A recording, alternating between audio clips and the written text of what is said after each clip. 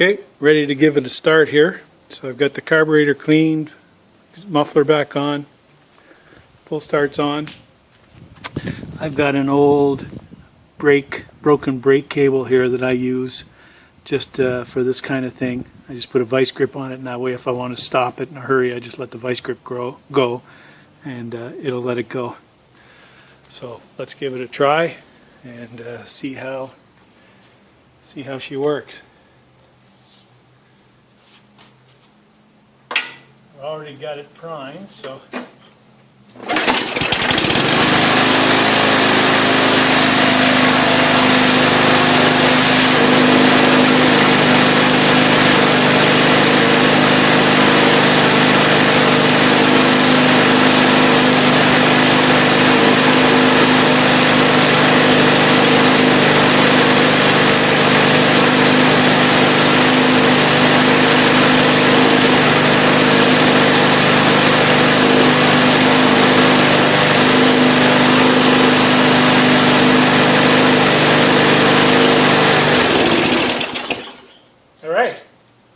so it runs good.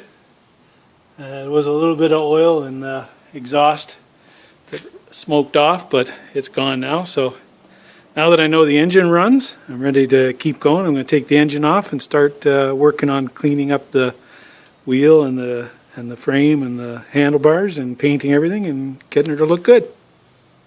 Okay, so just to show how I balance these blades, because it's kind of important to get the blade as balanced as you can to cut down on the vibrations and the stress on the bearing and the motor shaft. So what I do is I got my vise here, and I just put in a screwdriver with a round shaft, and I take my little level, I mean this one, any level that you have, and I put it on top of the shaft until the level bubble is in the center of the lines there, and I know that the shaft is nice and level to the floor. And then it's pretty simple, pretty straightforward. You just put the blade on the center, in the center hole, and you just let it sit there. And this one's pretty well balanced like this. If I touch it this way, it drips a little.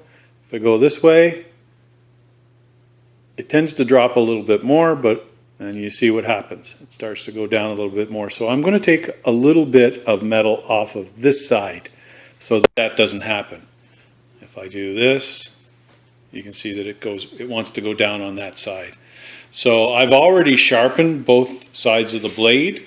And now what I'll do is I'll take a little bit more off, not a lot. Just take it easy, come back, just throw it back on the screwdriver and just test it again and see till it's fairly well balanced. Then that'll be done and it'll be ready to reinstall back on the mower. Okay, now after removing some metal on that, on what is the right hand side to the camera view here, you can see that now she's nicely balanced. It doesn't tend to go down on that side anymore. So what I did was took it over to my grinder. I didn't sharpen it anymore, it was already sharpened. But I took some off the back side of the blade, and I just kept the grinding wheel perpendicular to the blade. I didn't want to sharpen the back side of the blade, but I just removed some, came back, took me 3 tries. I came back and it kept going down, and a little less the second time. I took some off the third time, and she balances up nice. So that's all I did. So now in the future, just when you go to sharpen it, I'll try to make sure, or whoever's going to sharpen it will have to make sure that they sharpen it evenly on each side. It doesn't take a lot of steel off to sharpen it. Sometimes you just need to hone it up a bit and get the nicks and cuts out of it, depending on what the grass is like that you're cutting. If there's lots of stones or sticks and stuff like that, it'll start getting chips in it. But yeah, so pretty straightforward, pretty easy way to balance a blade, and no need for buying any special rigs, although they work just fine. You know, the cones that they sell, you put the cone down on a flat surface and put those in, they work just fine. But then so does this, and this is how I do it. Okay, so got everything cleaned up. Took the all the metal parts outside and used some automobile soap, my car soap, and rinsed everything off, got everything dry. I've gone and masked all the labels that I want to save. So I masked them just with packing tape. I use packing tape because it's clear and I can see the edges easily instead of masking tape to do my masking. And then what I do is I cut it as close as I can to the size of the labels, and then I trim around the edges with my X-Acto knife and just peel it away. So all the labels that I want to keep, this one, that one, this danger label, some of them I don't bother with. I definitely want to keep the information label for the mower, so I'll keep that one, as well as the one that's on the shroud. There's one there. So I get those ones ready to go. I'm going to lay it all out on the floor on some paper, just to protect the floor. I'm going to do the back door that goes into the bag.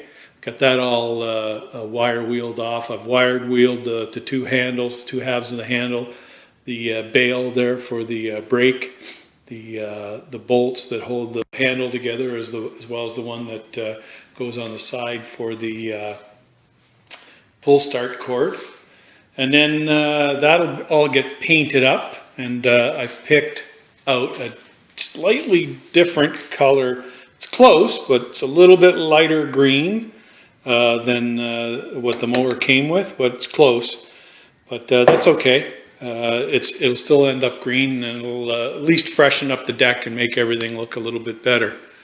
I took all the wheels apart and cleaned them. They were really dirty on the inside. And then, of course, I've got them marked which one goes where, because I guess it really doesn't matter, but I always do that. I put them back where I took them off. I got the hubcaps here. And then I get all the wheel assemblies. I took each one apart and just wire wheeled everything, cleaned everything up. And then what I'll do is just on the bolts there, I'll just put a little bit of grease when I go to bolt it back up. The pull start assembly is fine. It wasn't rusty or anything, so I don't need to do anything with that. I'll just clean it up. I oiled the pull start mechanism, but it moves nice and freely. So that's good to go. The blade's all balanced. So now the only thing to do is paint it up, finish with that, and put it back together and start her up and sell her off. So the next one will be, the next video will be all this back together and painted up, ready to go. Okay, so here's the end product. My free roadside mower, old Craftsman mower from 1992 with a Tecumseh engine on it, 20 inch, and it's a rear bagger. Just going to touch up the bag, clean up the bag a little bit later on, but the mower's done. And she's looking pretty good. I didn't have to take the head off and do anything to it. I just left it, it runs, and it's not smoking. So cleaned the carburetor, cleaned up the air filter, dropped the oil, put in fresh oil, sharpened the blade, balanced the blade, and wire wheel off most of the rust, and then put some green paint on it and put it back together. I got some